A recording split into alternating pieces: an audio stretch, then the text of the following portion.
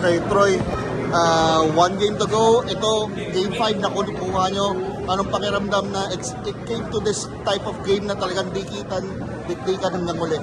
I think it's just one game.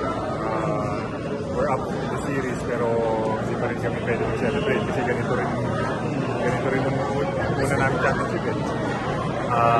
We're up 3-2 tapos dalawa sunod tayo. So sabi ni Coach Kim kanina natin celebrate kasi wala pa kami kung namin gusto. Hindi pa namin nakukuha kung ano talaga yung gusto namin. Win 4 games bago out. Kanina medyo, kumbaga si Brownlee nagkalimo eh. Ano masasabi mo sa ginawa ni Justin Brownlee kanina? Talagang buhat kalabaw talaga. Well, Justin is Justin eh. Sabi nga namin,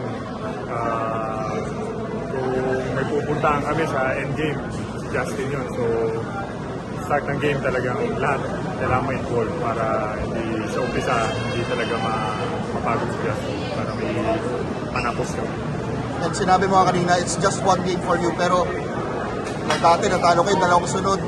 Anong kailangan nyo naman gawin? Ano yung mga natutunan nyo in the past na dapat hindi na mangyari this time around na para kayo naman ang nasa huli?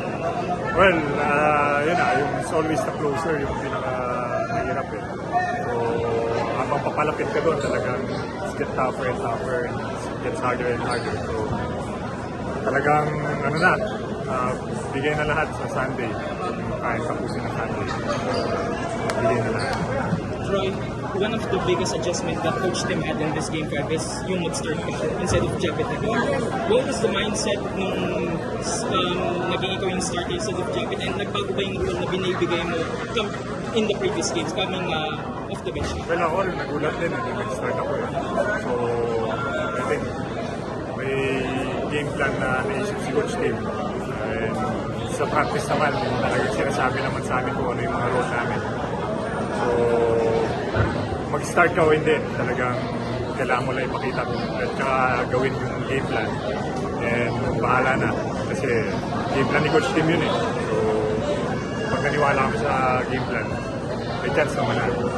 Speaking of sticking to the game plan, isang constant thing in this series na paisa-isa, wala pong nakaka-back-to-back wins. Sa panahon ng Takantag, sa panahon ng Ginebra. For you personally, what are your plans to finally put an end to that? Yun. Game 6 sana, matry namin na mag-back-to-back. To break yung gano'n na win-lose. So, simula mamaya yung preparation na namin eh. So, kasi yung game umabot ng overtime. So, lahat ka rin mag-go. Sabi nga ni Coach Kim, yung preparation namin para sa Game 6, magsisimula namin.